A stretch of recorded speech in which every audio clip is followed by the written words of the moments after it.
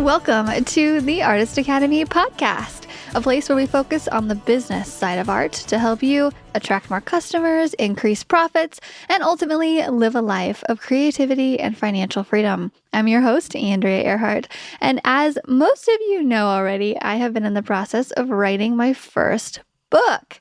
It's called Mural, Money, and today we're doing a extra special episode because I want to share a chapter out of my book with you. This is chapter number 22, and it's all about money mindset. And I think it's just a really good piece or chunk of the book to share. It's actually almost an hour long chapter. It's very, very long. And it's right before the pricing chapter in the book. And I wanted to go over the mural money mindset or any kind of art money mindset, because the beliefs that we have, and whether it's, money abundance or scarcity or whatever we've grown up to, think of money as, it affects our pricing. And so I just wanted to share a couple stories about some of the money mindset shifts and blocks that I've had in the past that I've had to get over and break through in order to price some of my projects above $1,000, really, or $2,000, or $3,000, or $4,000, or $5,000, or $10,000. There's just this money mindset that happens inside of me and inside of you, and it's all very different. So in this chapter, I really wanted to focus on the fact that we all have different thoughts around it and encourage you to dissect your own. And I show you how I dissect mine, and it's just a really cool chapter, I think. It's actually one of my favorite chapters out of the book, which is another reason I wanted to share this with you. I think it's one of the most important, and it's one of the ones that I'm most interested in as well, which is why it's almost an hour long. So I really hope that you enjoy this segment of it, and the book is currently finished. I wrote it in 6 months, and that was in hopes to get it to you before Christmas, which didn't end up happening. And I'm so sad about that. I wanted everybody to have a book wrapped in a big pink sparkly bow underneath their tree for the holidays, but it just didn't happen. And I tried, but right now I'm just kind of going through okay, it's finished. We're going through the editing processes. I'm going back and forth with Amazon to make sure the cover is perfect. We're currently editing the audio version, and it should all be out sometime in January. I'm guessing mid-January, hopefully the beginning of January, but right now it's out of my hands. So I'm doing what I can, but I'm just playing the waiting game and trying to be very patient, because I'm just so excited for everybody to read this book and because I put a lot into it, and it actually ended up being a 461 page, so 31 chapters, which is an almost 15-hour total audiobook. If I had to guess, right now we're finishing it up, but I'm guessing it's going to be about 15 hours, which is insane, right? I was hoping to get it maybe 7 hours, 8 hours. Did not think that it would go well above 10 into 15 or however long it's going to be, but it's long. And this book is thick. I got my first Amazon author copy to test proof, and it ended up being a little blurry on the outside, so we're redoing it right now.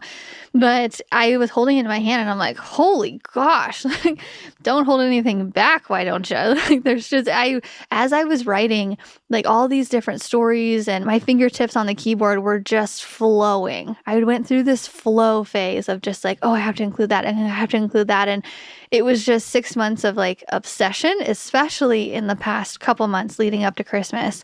I just let it all out. And, there's some stories that are a little more personal and some stories that are very business-minded and money-centered. But there's a little bit of everything, and I really hope you like it. I spent a lot of time on it, and I paid my editors a lot as well, too. And I've made an investment out of this book because I think that it can really help people in 2022 and beyond. So anyway, I'm not going to talk about it anymore. It's not quite out just yet, but if you're listening to this in mid-January, it will be. If you can just go to muralmoney.com. That's muralmoney.com, the title of the book, and you can get Amazon, Audible, Kindle, and all the book extras that I'm going to have too. There are all these fun stuff. So anyway, here is chapter 22 of Mural Money. Chapter 22, Money Mindset. and the typical rags to riches story. I was the poor kid who didn't want to be poor anymore, and that motivated me beyond belief to never live that lifestyle again. I say riches lightly because I don't necessarily feel rich or consider myself extremely wealthy.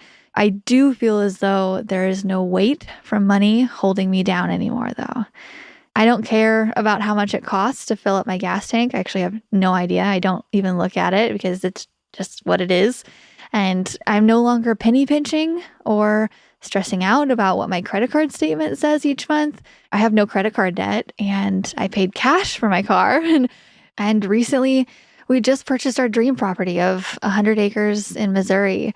And my mortgage payment makes my parents cringe in disbelief, but we are unfazed by it.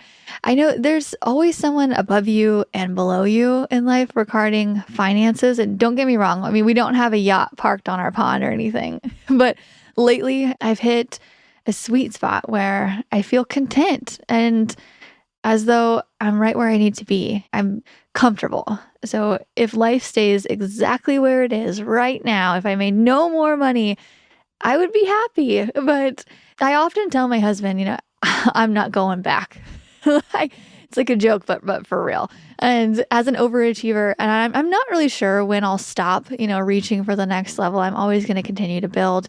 But I have a feeling I'll always strive for bigger murals and larger brands to paint for. And I can see myself always wanting to help more and more artists achieve their full potential too, because I know what it feels like. But as of right now, I'm at a point where life is just pretty great and I have little to no monetary worries.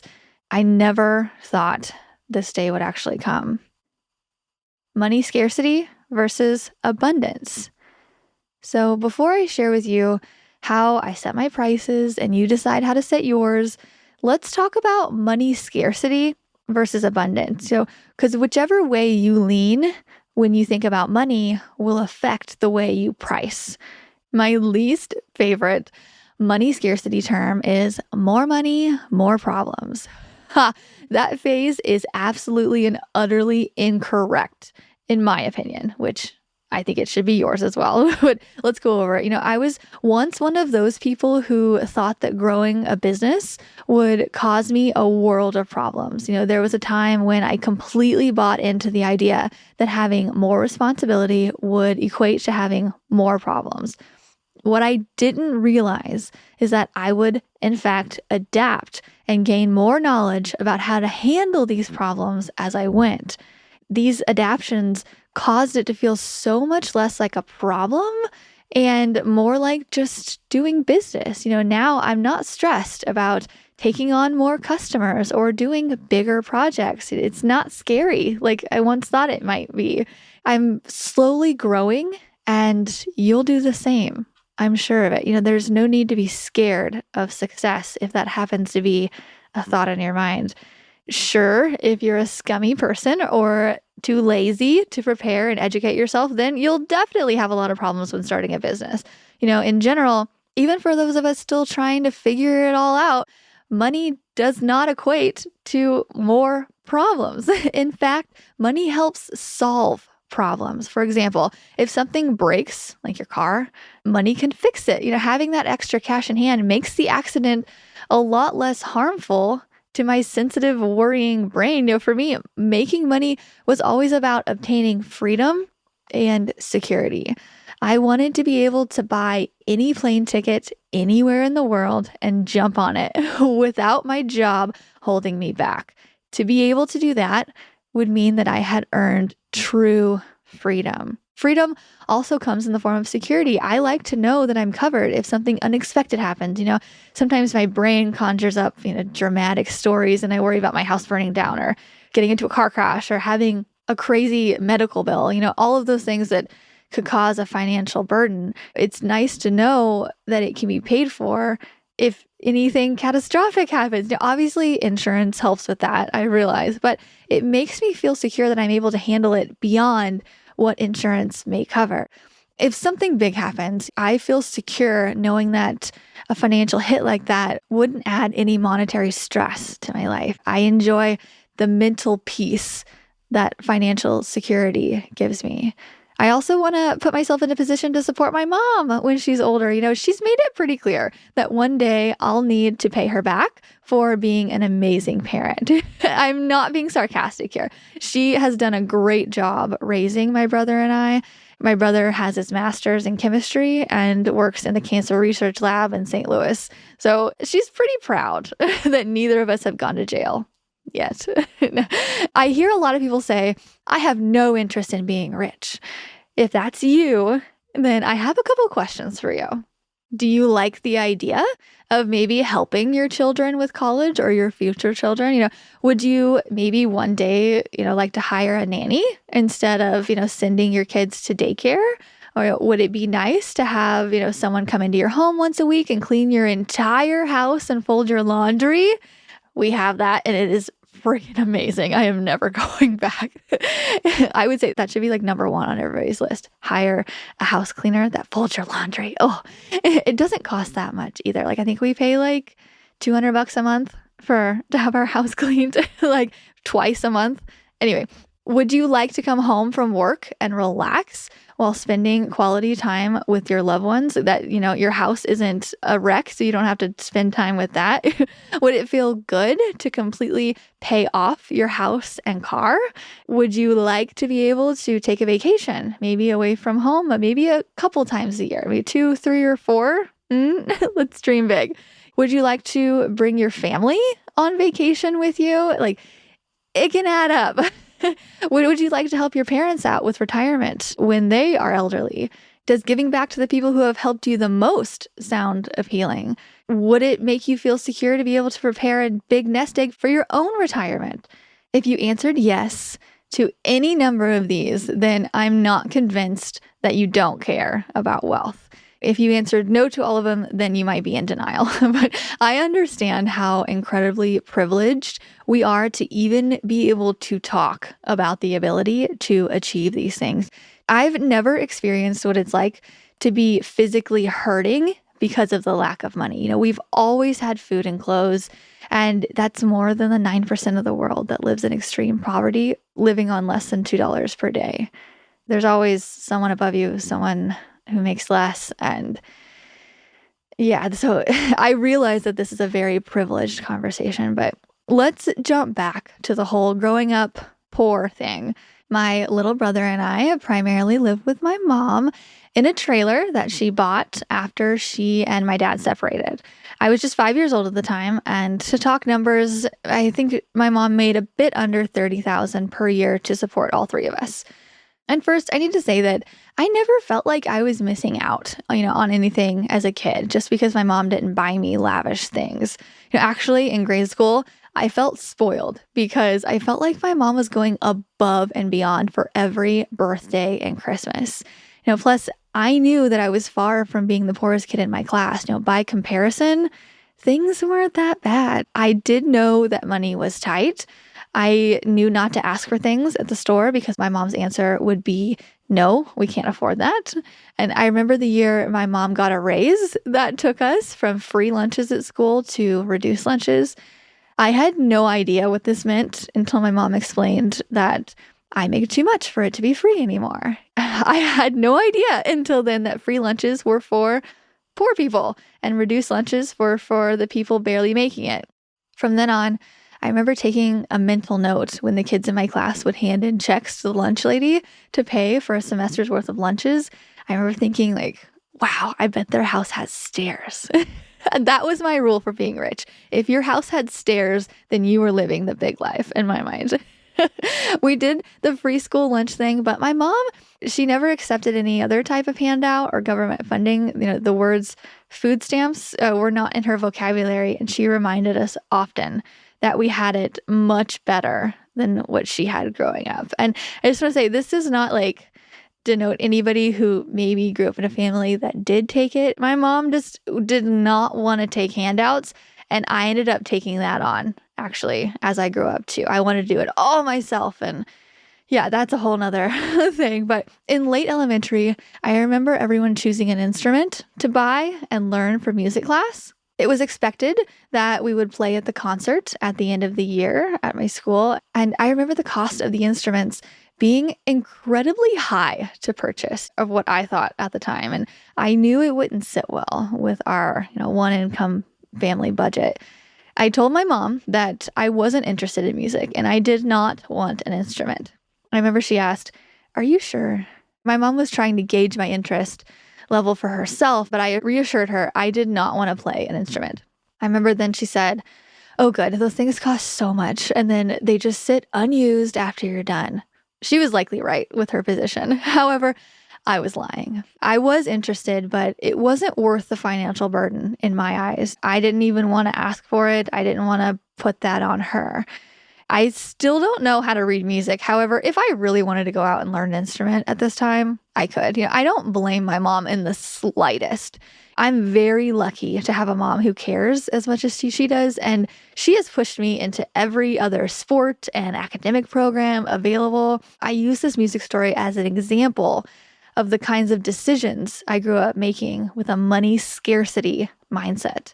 We lived in a small town where almost 40% of the population was in poverty. Neighboring towns had an even higher percentage. And there were a few kids in my school who wore the same shirt almost every day. And we all knew why, but we didn't dare say anything because we all knew that we weren't far from that lifestyle. Oddly enough, being poor and, quote, roughing it was the cool thing to do. Living simply was something to be proud of. I remember people making comments about others that they considered to be well off or rich or the ones who had money. They would say things like, "They don't know an honest day's work in their life," or "rich people are snobby," things like that. And so as a kid, you're influenced by that. So that's kind of what I grew up thinking. There was this impression that the rich kids were unhappy and that they needed to buy all of these things to make up for it. Don't get me wrong, that small town was filled with some of the nicest people you've ever met. However, it took me a long time to heal and shake the rich versus poor mentality. It's kind of funny to look back at my perception of wealth back then compared to my current thoughts. After leaving that small town, I found myself in a variety of different wealth circles. I've gotten to know some very wealthy people, and I've experienced the other side of those judgments. Not all people with money are like this either, just like not all poor people are judgmental. This is just my experience, but I have heard some unfounded comments about poor people being lazy. And there's also this misconception that poor people without money are uneducated. Even when I have no idea about who they are referencing, I have this strong urge to stick up for those poor people because that wasn't me once upon a time. And I still know many people like that. And that's just not the truth. During these conversations, I often think to myself, don't they know that some of the nicest people I've ever met live paycheck to paycheck? Like, don't they know that some of the hardest working people live in tiny homes and drive cars that are 10 plus years old? Those people don't care about having new things or making money, or do they? I don't know. Are they just doing what they know because that's what their parents did? I don't know. Some money terms I believe to be absolutely correct are money isn't everything. I agree. It's not. Another one is the best things in life are free. Okay, don't misinterpret my obsession with freedom and security for greed. I'm not greedy. I'm well aware that my family and friends are worth more than my yearly income. There's a time to grind and make money and do the hustle thing, and there's a time to focus on quality time with them. Third, you have to spend money to make money. Absolutely true. Canvases, paint, and any other type of supplies cost money. However, it's not enough to just spend it. It needs to be spent wisely. In college, if my account dropped below $1,000, I would really start to get anxious. That's where my money level was at the time. I was working while going to school. In addition to that income, I took out a small student loan every semester just to help pay rent and do groceries. And at the end of every semester, my account would drop right below $1,000. And I would start to wonder how I was going to make it through the next couple of months. One year, my dad gave me $200 for Christmas, and I turned around and immediately handed it to my landlord to pay the rent for January. Whew, thank gosh for Christmas and birthdays. But after college, I paid off all of the loans that I took out, and went into a mode where I worked as hard as I could and saved as much as I could manage. For the first time in my life, I was making good money through my art. And at one point, I had over $60,000 saved up in my savings account with no debt as just a 27-year-old. I held on to that poor kid mindset and was so scared of getting my bank account below $1,000 again that I saved everything. When I was in saving mode, I hated the idea of spending money on anything, a business website, more classes, paint supplies, or even wasting time by practicing at home. I just wanted to be out making more of it. That mindset held me back. And it'll hold you back too if you're not careful. I understand that penny pinching is sometimes necessary, and I'm definitely not encouraging anyone to rack up a credit card bill. However, allowing yourself to let go a little at a time to better your life and art business will pay dividends. It's called investing in your business. Or to put it another way, you can call it the cost of doing business. For example, not creating a website because it costs money is blocking you from customers finding you and purchasing your services. If someone with a bigger company is recommending you for a job, they'll want to pass along your website to the manager and boss to look at. You would rather have someone pass along your professional site than your Facebook page. Trust me. Is your computer slow and crashing every now and then? Are you putting off getting a new one because you won't want to add to the expenses? This was me not very long ago. Actually, my Mac was around 8 years old and still ran great, except for the fact that it would freeze up every time I tried editing a large file. I didn't have the capacity for the videos that I was creating for social media and through the Artist Academy. I was doing a lot of videos. But almost weekly, I would have to do a computer cleanup and delete all the files to make room for new ones. At one point, I bought an external hard drive to try to sneak around the issue. However, every other time I went to save a large file, still, I would need to stop and move things around so I could save my work. The computer would often freeze and I would be wasting my time waiting for it to reboot. Finally, after a while, I had enough. I bought a new Mac with a very large built-in storage system and told myself, it's fine. It's a tax write-off. I justified that purchase further by breaking down the price and how much time it would save me. I knew that this purchase of about $1,500 would last me for, 5 years or more? Macs are pretty sturdy. So at least 5 years, right? In turn, I would be paying $300 per year to have a computer that was faster and didn't freeze up and didn't give me a headache while trying to complete my job. I paid for it up front, but that investment saved me so much time. Therefore, it saved me money. Spending money saves time.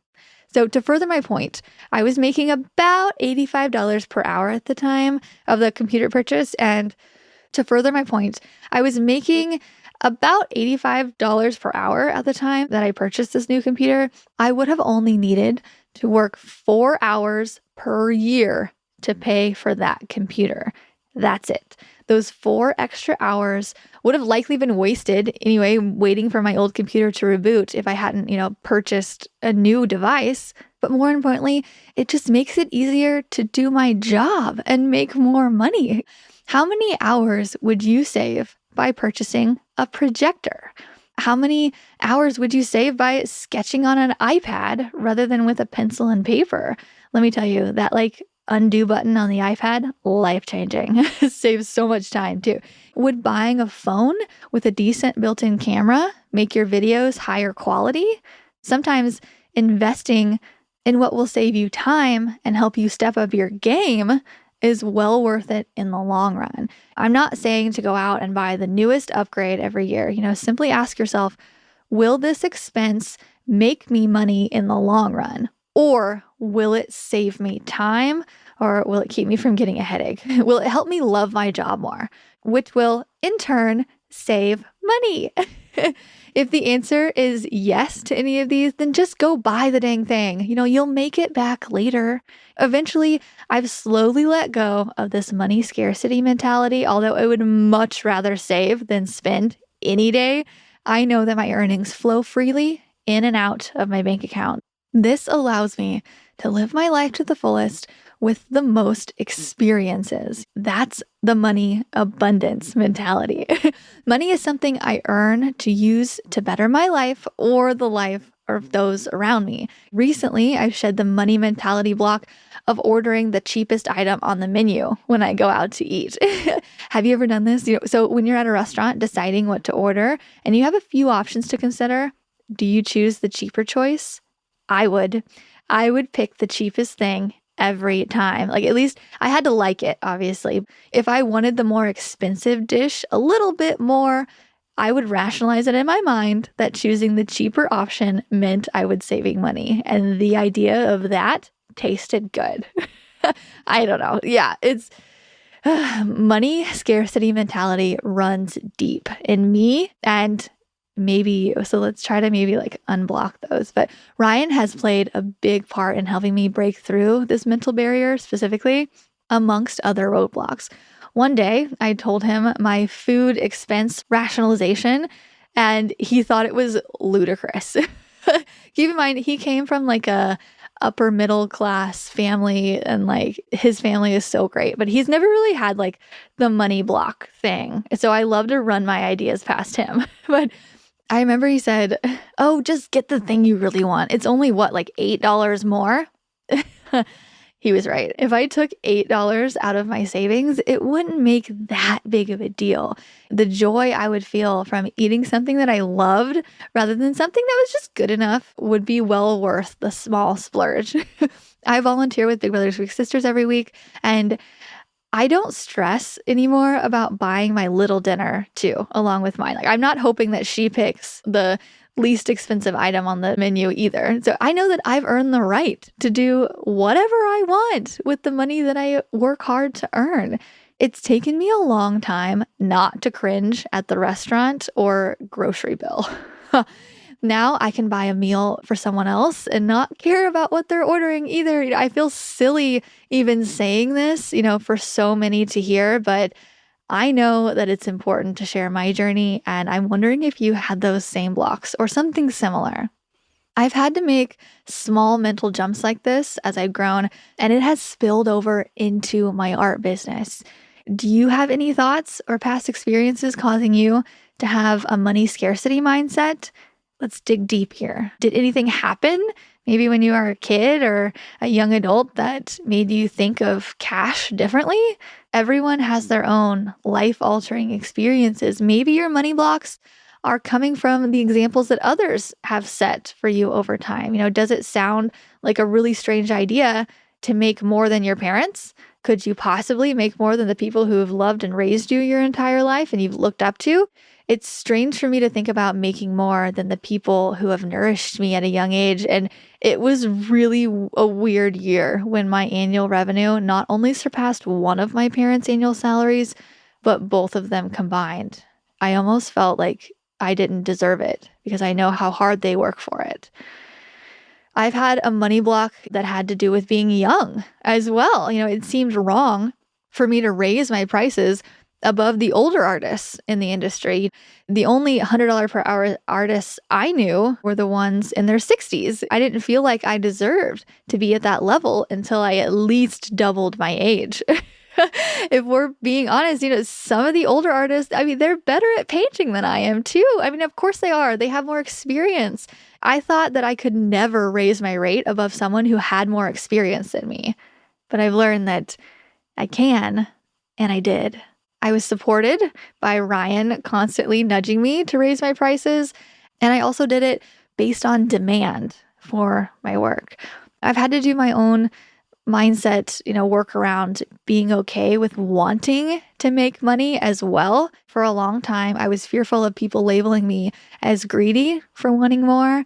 As I raised my hourly rate, I didn't want anybody to know except for maybe my customers, but nobody else, my friends. No, I was fearful that they would whisper something like, who does she think she is asking for that much? I dug up some psychological explanations behind this way of thinking and realized it wasn't just my upbringing that made me fearful of making money. Television culture played a role in it too.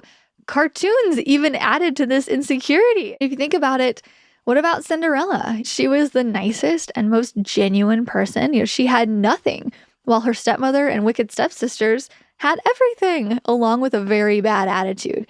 This is just my rich versus poor mentality, media example. But example number 2, think of Belle from Beauty and the Beast. She grew up in a very small village with a father who earned a modest living. Life was simple. It was the rich prince who wound up with a spell cast upon him for not being kind. The poor girl had to come save the rich prince from his self-imposed prison. Who doesn't want to be a pretty princess? Sleeping Beauty grew up simply in a tiny cottage, in the woods, and these stories taught us that to be a genuine person, we need to have nothing. To further the point, Cruella was this rich fashionista, boss babe, business owner who greedily killed puppies for a living.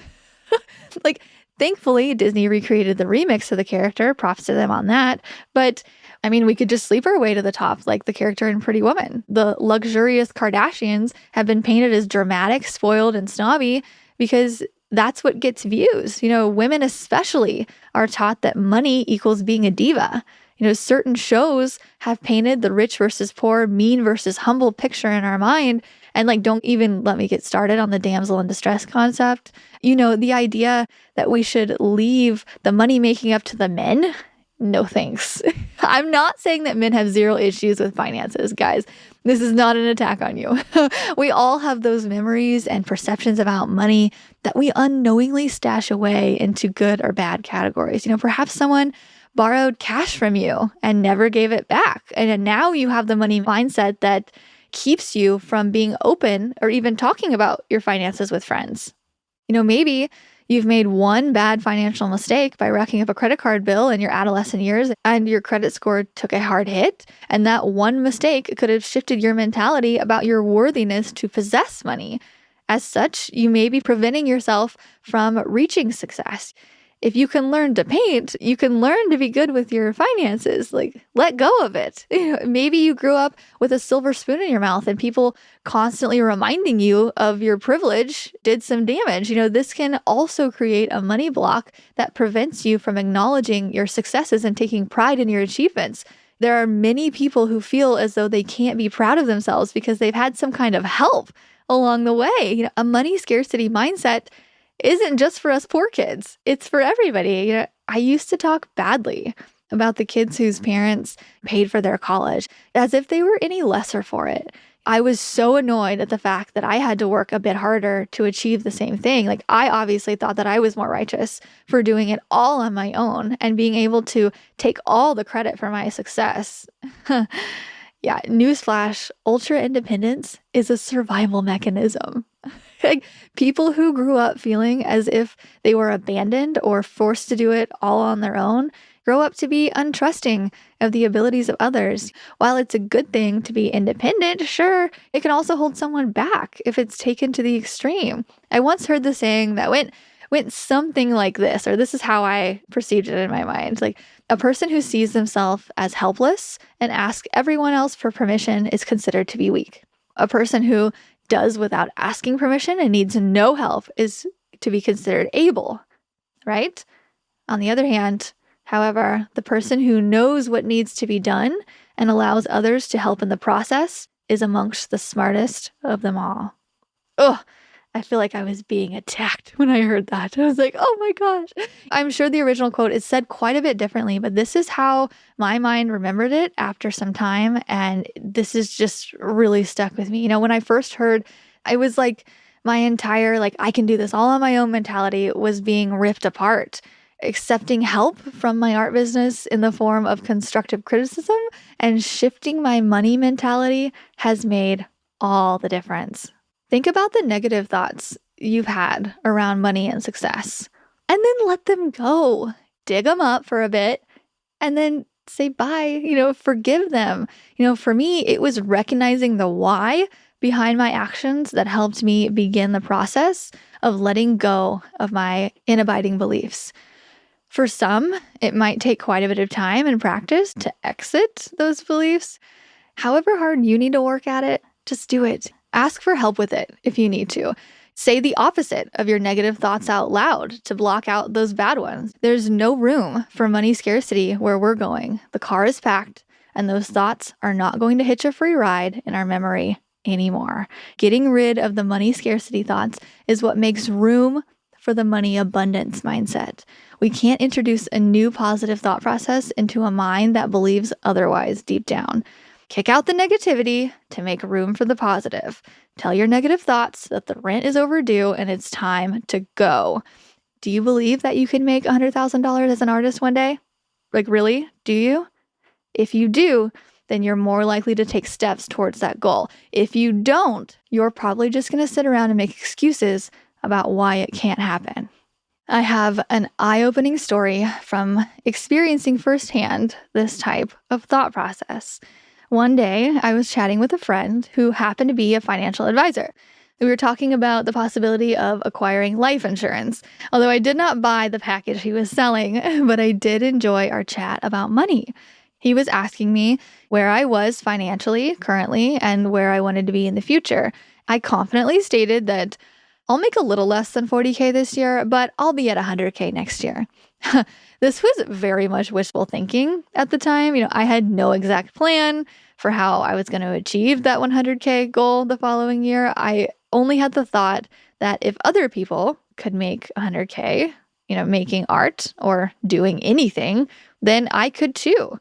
In the previous months, I had calculated how much I would need to make per day to add up to that $100,000 within a year. And I specifically remember the exact position I was in, sitting on my bed while I typed the numbers into my phone's calculator. The answer was $385 per day if I worked 5 days a week for an entire year. That number seemed outrageous to me at the time. However, I was prepared to work 7 days a week if I had to. I had a goal and somehow I was going to figure it out. I told my closest friends and parents of my goal to reach 100K, and all throughout the year, I believed that it would happen for me. At this time, I had maybe made just a couple of $1,000s selling art. At this point, I was mostly working promotional gigs that paid around $20 an hour or $200 a day. But the thing that kept me believing was that the doors of opportunity, they kept opening. I was surprised at the people I was meeting and networking with, and then the jobs I was getting, and then the places we were going. And I repeatedly met new people and continuously booked new jobs. And I felt like things were moving in the right direction, which opened my mind to other possibilities. So as luck would have it, I signed papers with the outdoor store later that same year. You know the story from a previous chapter, but I remember being shocked and quickly doing the math by multiplying $45 an hour, which is what it was on my contract at the time, by the estimated number of hours I would be working each day that year. It equaled to around $360 per day. This was just shy of the $385 I had calculated to reach 100K, but it was close enough in my mind. Little did I know, I would be working much more than 40 hours a week that year. And even though I had been saying my goal out loud for months, I was still shocked that it started happening so quickly. I wasn't exactly ready, but it was coming anyway. After a couple of years working at the outdoor store, after it was time to spread my marketing wings locally, I said the goal out loud again, but added, I want to continue making $100,000 as an artist, but this time I want to do it while sleeping in my own bed at night. Being a traveling artist had been fun, but I wanted to have a life too. I started saying my goal out loud and getting scrappy all over again. I spent a little over a year painting small local projects to help build my name, and I wasn't making as much, but at least I was home most of the time. I made about $40,000 that year, $70,000 the following year, and then back up to $100,000. It didn't happen immediately, but eventually I worked my way back because I believed that I could. And my business has only grown since. What would happen if you started saying your money goals out loud? I'll tell you. First, it would help you believe that what you're saying is true. By saying it, you're ultimately talking yourself into it. Secondly, you're putting it out there for the universe to catch wind. I will say, I received less skeptical looks the second time I announced my 100K goal compared to the first time. This is because I had already achieved it once, although the second time was much more difficult because I did not experience one big stroke of luck. Instead, I had small wins that continued to add up the more I worked for it throughout a few years. Try saying a goal out loud and start with something small. Come on. Well, what else do you have to do today? So pick out a dollar amount and then pick a date. For example, I want to receive a $500 commission by the end of next week. I actually do this kind of thing all the time, and it's scary how well it works. Now, simply wishing isn't where the task stops. There's magic to it, but the luck fairy needs to see us working, right? The key to making money is to set a goal first and believe it's possible, then take inspired action. I wasn't saying, I'm going to make $100,000 a year while sitting on my ass all year or working for someone else. I was out trying to make it happen. The way it happened wasn't always, it didn't go as planned, but I was up and moving. Make a goal, believe it's possible, then try something you've never done before to try to make it happen. Go ask a restaurant to display your canvases. Finally start painting and posting on social media consistently. Give the luck fairy something to work with. I just want to also warn you that these opportunities will come and you might be blocking yourself from seeing them. Let me explain. So after painting consistently for a while and building up my broad customer base, I decided that the perfect jobs for me were those around the $5,000 mark. These were typically big logos or murals or large canvas commissions, and pricing these projects at $5,000 gave me enough time to make them look really great without getting bored with it. So I'm no longer a fan of just showing up at the same job site every day for months. I don't know. Yeah, it's just not my thing. But I could finish these $5,000 projects in around 5 days or so, and life was good. So I shouted, informing the money gods of my hope to start receiving more projects like this. To take inspired action, something I did was, besides the normal day-to-day, I started, resharing some of my bigger projects that I had done in the past on social media, remembering that people ask for what they see. I figured this was a good step. And a couple months later, I realized that I was indeed receiving a few of these $5,000 projects I had been asking for. I just wasn't seeing them clearly. I was undercutting myself when receiving these. So I was trying to give my customers a deal and pricing these bigger projects just shy of my goal. I was often shorting myself by a few $1,000s sometimes. I was turning these $5,000 projects that were indeed coming at me into something cheaper than what I should have been. I finally came to terms with my own money block around the idea of being paid $5,000 for one thing. Even though I had been paid that amount in the past, it was still hard for me to quote those projects, with such a high price tag because that price seemed a bit far up there. I felt more comfortable in the $1,500 range if I was being honest with myself. So when the bigger jobs came, I was simplifying the jobs without even being asked to do so. By doing this, I was making my $5,000 pieces into $1,500 pieces. I assumed my customer had the same $1,500 budget as my mind did. And once I realized this, I corrected it for future projects. I thought, okay, now I am really ready. Okay, bring it on. Let's do this. Here's another story for you. One big goal of mine, lifetime goal, has always been to build a big house on a piece of land in the country, just outside the city. After bringing this up to Ryan, we made a 5-year plan to buy a piece of land with the goal to build a house one day. We already had our eye on a 40-acre lot in Rogersville, Missouri, just 25 minutes away from our current home. And we both agreed that the house would be modern with 2 floors, including a basement and a large deck out the back and a man cave for Ryan, of course. We also wanted an even larger art studio and something fun like a trap door or a secret room. And I remember when we made these plans, I joked, I was like, well, we got to put in a cat door too, since we had just installed one in our current home. We were dreaming big and had full intentions to make that dream come true one day.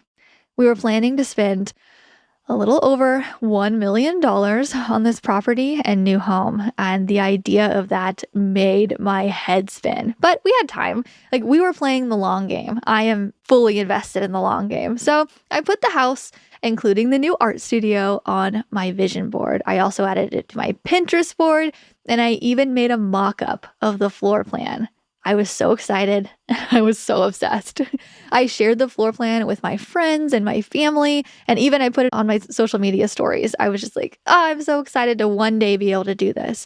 So I also hung it up in my studio. So I literally printed it out and sat it next to my desk. And at the time, my entire studio was our spare bedroom. By now, I knew the power of saying my goals out loud. And again, I underestimated how quickly it could happen. To make a long story short, the land we were hoping to buy didn't turn out to be a sure thing. This sent us on a quick search just to see what else was out there with no actual plans of buying anything. Well, through a family connection, we were introduced to a retired couple wanting to sell their house and land. They had built a beautiful home on 100 acres out in Rogersville, just 25 minutes from our current home.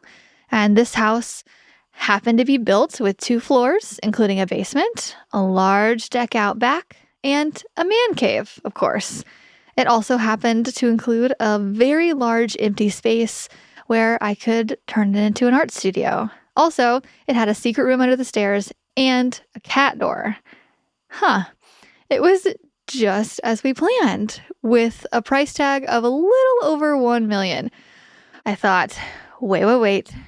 Oh no, I am not prepared for this yet. Although we didn't feel ready, we bought the house and property anyway. The process was smooth despite my head feeling like it was literally going to spin off my body. My thoughts kept telling me things like, I grew up in a trailer. I don't need this to be happy. This is too much. I mean, this is exactly what I wanted, but now that it's here, I'm second guessing it, and I'd feel much more comfortable if we just waited until we were fully ready like we had planned. For a couple of months surrounding the biggest purchase of my life, I decided that I needed to work my ass off to be able to afford it.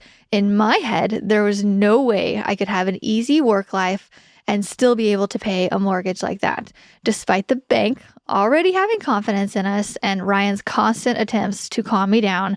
I painted more in those few months than I had ever done before. Quickly, I burned myself out. I calmed down eventually and realized how, even without my added efforts, we were fine. We were even able to still travel just as much as before. I thought that getting married and owning a home would steal away my ability to travel and explore. A part of me thought that being married, would mean less freedom, but as it turns out, that's not the case either. I completely made that up in my head based on other people's stories and experiences. And I forgot to take into account that it is my life and it's up to me to do with what I want with it.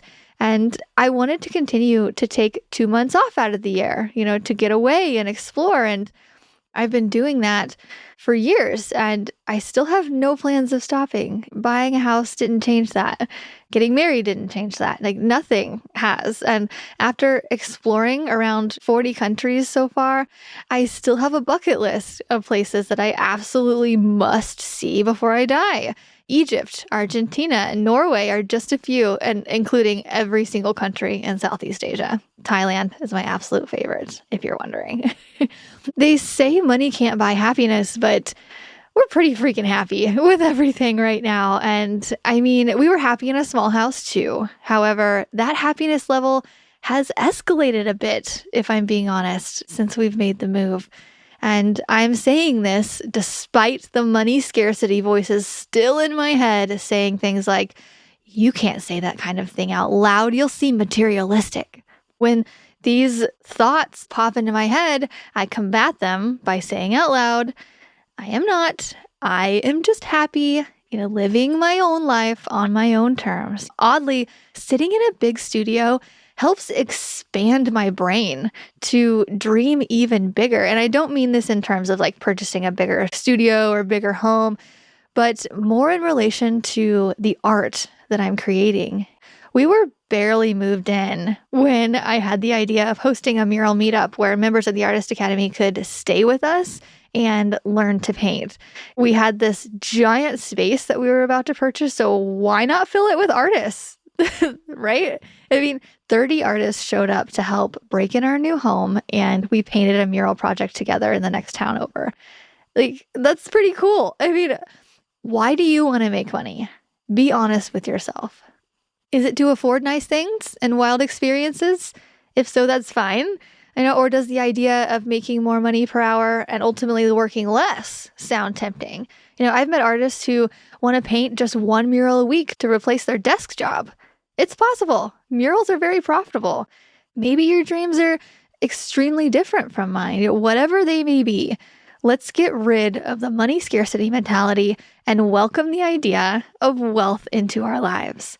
Even today, I still have a ways to go with my own mindset blocks, but I no longer think of money or achievement as a bad thing. I'm not greedy for wanting to live my life on my own terms, which makes me confident to ask for and work for it. Everyone has a choice. I choose this. Giving quotes based on your own wallet. We all have our own specific opinions about what things should cost. Growing up, I was unknowingly trained to try and get the best deal possible whenever purchasing anything. Sales racks and discount bins were often the first places I gravitated towards when walking into stores. We even went clothes shopping for summer clothes in the fall because that's when you would find them heavily discounted. We linked cheapness to intelligence. That is, we thought we were smarter for finding things at a lower cost. I mean, it seems rational if you think about it that way, right? Stretching $1 as far as you can go isn't necessarily a bad thing. However, I knew that I had to untrain my brain from this way of thinking if I ever wanted to make good money as an artist. Art is a luxury, let's just be honest about it, and shouldn't be given sale rack prices. There's a difference in thinking, I want to get a deal versus I want quality and I don't mind paying for it. Training your brain to accept that quality is often worth the money will have a positive impact on your art business. It's not enough to know, what to charge people for your art, but you have to also feel and believe that your artwork is worth that price. It took my husband repeatedly telling me that I was too cheap in the nicest way possible for me to consider raising my prices in the middle of a year.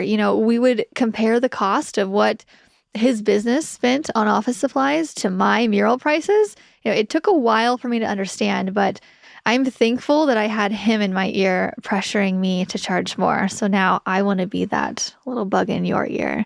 Did you know the average price for a medium to large exterior lighted sign is between $20,000 and $30,000?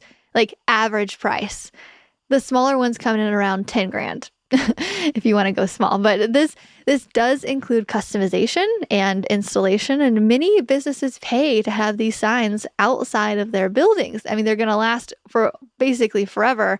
And they're an important part of a building, but restaurants spend hundreds, if not thousands of dollars on supplies every quarter, on expenses like cups, to-go boxes, napkins, the list goes on. My point is, things cost money, and customers are familiar with the cost of doing business. It's okay to charge for your art too. One year, I even had someone tell me, pretty sure the quote was something like, come on now, you can charge more than that. I was quoting a mural job for his office. When that happened, I definitely knew that it was for sure time to change my mindset about my prices, not just giving people something that they can afford, but quality. What's the maximum amount of money that you would spend on art for your home? Let's say you're out shopping for who knows what, and you happen to come across this big, beautiful piece of art. You're amazed by the textures and the details. You cannot take your eyes away from it. You immediately think, this would be a perfect fit for our living room or our bedroom or wherever. You're like, this is going to fill the gap in our house that I've been wanting. And you keep circling around back to it and you can't stop thinking about this piece of art. You grab the price tag and it says $100. Would you buy it? What if it said $500? Would you buy it? What if it said $1,000 for the best piece of art you've ever laid your eyes on? Would you buy that? What if it was $2,000? Would you buy it then? Remembering, your obsession for this, what if it's $5,000? Would you buy it then? What is the maximum price you would pay for an exquisite piece of art that's just so you and just so perfect? At what price did you stop when I was listing those prices and say, no, I cannot spend that much? At what price did you say, oh, hell no, I would never go that high? Those are your money limits. And if we're not careful, we will project those limits onto our customers. For example, I was on the phone one day with a prospect customer, and he was telling me about a very large wall that his company wanted to have painted. The space was long and wide, totaling thousands of square feet. Like, I had painted some big murals in my time, but this was much bigger than anything I had taken on so far. We were chatting about some possible ideas, but he didn't have really anything set in stone, and he wanted a ballpark price. Well, at that point, the biggest mural I had ever done totaled about 20 grand. So I told him, it's hard to tell, but I don't know, maybe about 20 grand. Is that what you're budgeting for?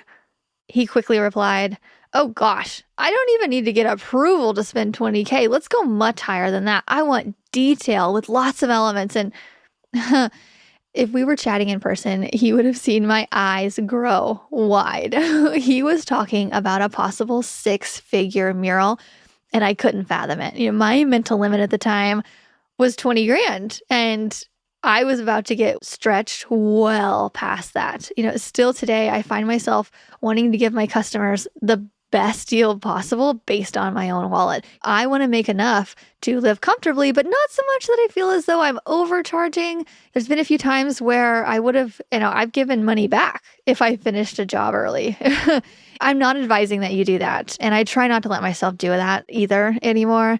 I've done some money work since then, but because there's been jobs where I've underbid the project and couldn't ask for more payment afterwards. So I take those slightly overbid jobs for what they are. And, everything just kind of helps even itself out.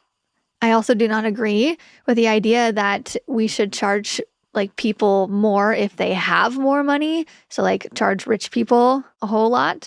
I've actually heard of businesses that charge the higher income level people, a lot more than the lower income customers. And I've been asked this question before and was kind of taken aback by it. This way of pricing projects is not necessarily fair in my mind. It would reflect poorly on your business if it was discovered you were doing that, raising your prices just because they can afford it. I've been known to give charities a discount because they are doing more good in the world than the rest of us. They are spending their time doing the things that, a lot of us won't. But sometimes I will give people a deal, at my discretion if they are adamant about, not being able to afford it. And I genuinely want to paint the mural for them. But the good thing about this art business thing is that we can do whatever we want. Even with this freedom, I like to keep it as fair as possible, as often as possible overall.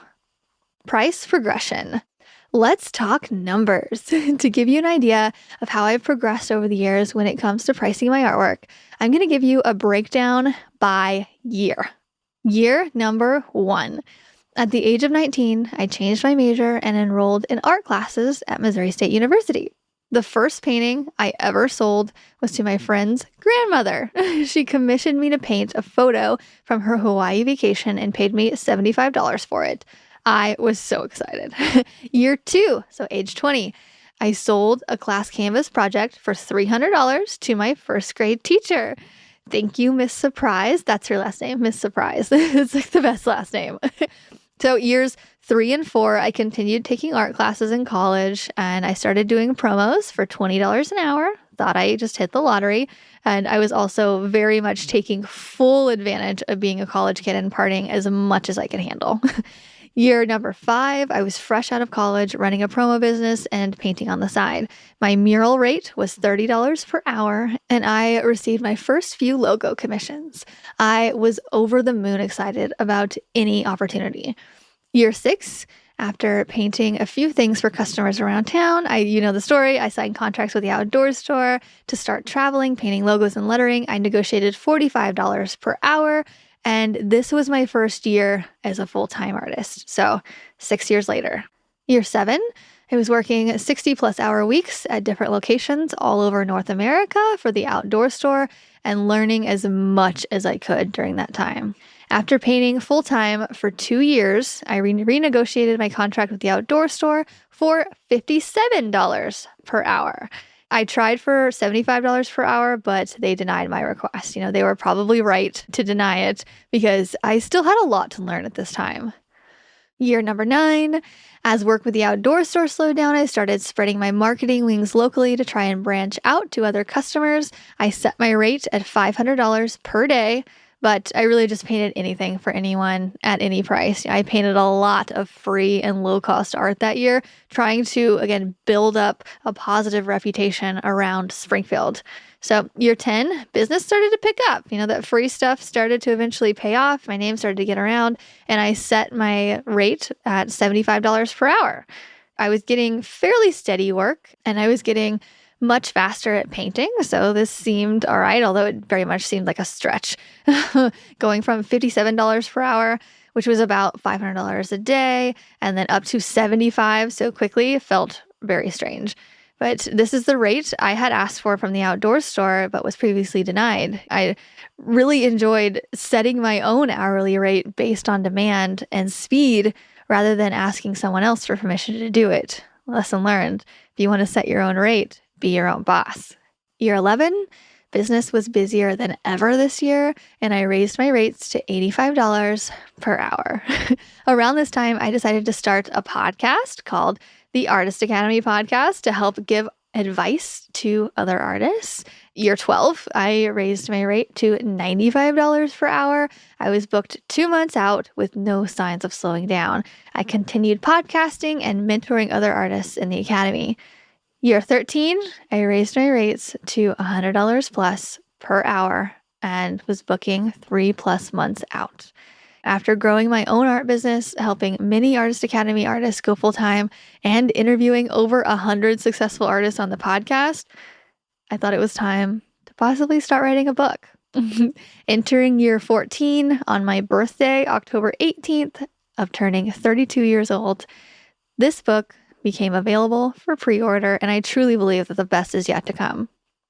I wanted to give you this timeline as a way to inspire you and just show you the numbers behind it. You know, oftentimes it'll happen much quicker for you if you already know what you want to do and can take steps towards it, you know, because for the first few years of my painting career, I enrolled in painting classes at MSU because I had no idea what was possible. I was just finding my way, and that was just part of the process. And again, I'm not advocating for you to go out and enroll in college. You know, your learning path may be very different than mine. It may be faster, maybe slower, like everybody's different. But in addition, this timeline shows the progression of my rates. You know, so many artists, they want to rush things and make $100 an hour after just a few months or maybe even a couple years of taking their art business seriously.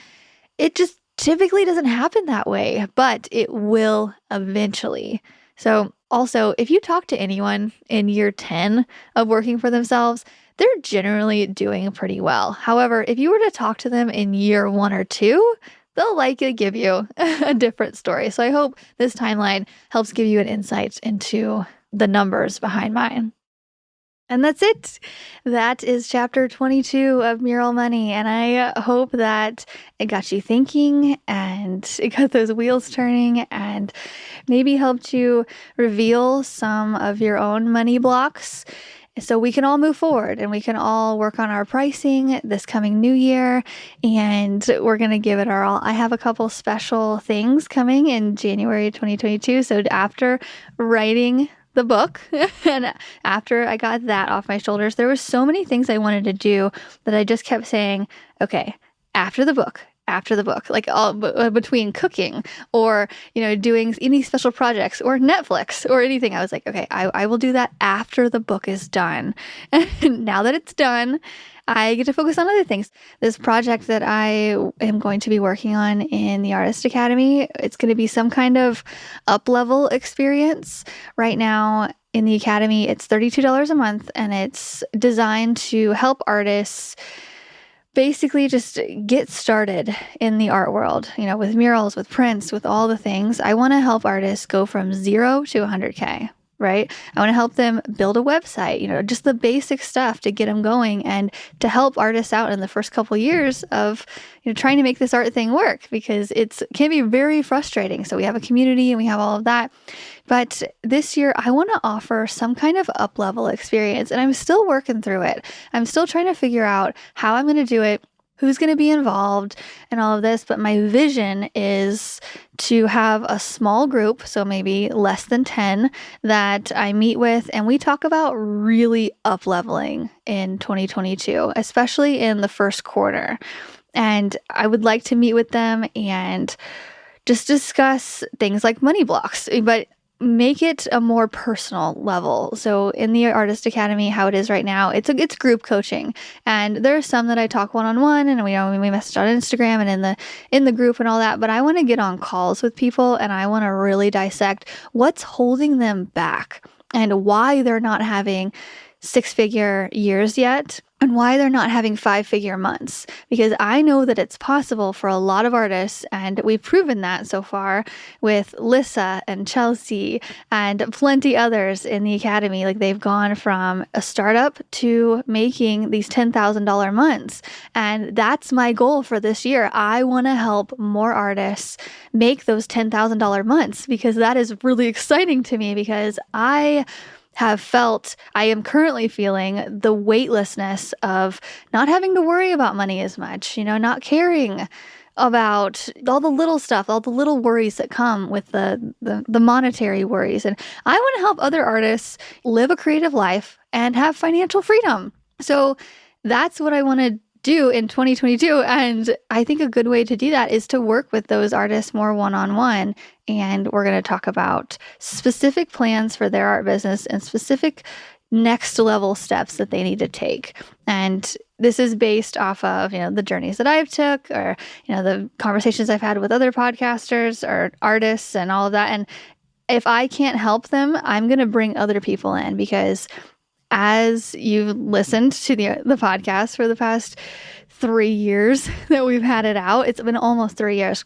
I have a very large network of artists who are just badasses and doing amazing things in the world. And so I can call on them, like people like Maria Brophy and just a variety of people. So if an artist who is in this up-level group really wants help with licensing, I can do that. I'm going to start working with artists about NFTs. And I just want to create this up-level experience that's not as much getting people started, because we have all of that in the Artist Academy. Like, people in the up-level experience are going to know how to paint. They're going to not be needing help with their first customer. They're not going to be needing help making a website. None of the basic stuff.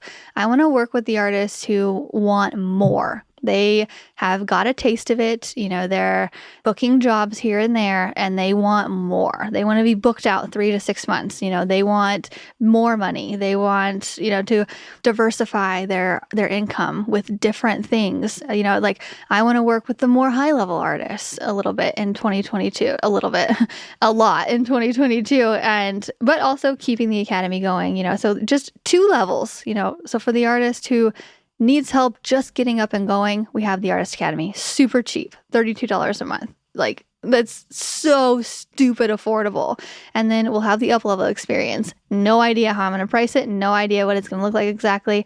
But we're going to start that. I'm guessing February of this year. I want to work with artists for 90 days at least, because nothing can happen in a week and nothing can happen in a month, right? Like, you need time. And so a 90-day experience starting in February. That's what's coming. I'll let you know more about it. But if you're an artist who wants more and you think this might be interested in you, message me and we can talk about it. And I also want feedback on what you need and how I can provide for you, because I want to get that text from you that says, I just had my first 5-figure month. Thank you so much for assisting me. Or, just those texts, I've gotten many of those. Those are just like, oh, like they just get me right in the heart. I'm like, oh my gosh, like it's just, so that's what I want to work on in this coming year, and more about that later. Anyway, I hope you enjoyed this chapter out of my book coming out soon. Yep, all the things. And yeah, I'll see you guys next year. Next year. Holy crap. Okay. All right. Hope you have a great rest of your week. I hope you party hard on New Year's or relax or do whatever you want to do. Do something for you, because I am taking a break currently and I'm just taking some me time, and then I'm going to hit it hard in January for the 31-day challenge. Who's ready for that? All right. That's it. Muralmoney.com to updates on the book, all the stuff. And I'll check you guys out next week.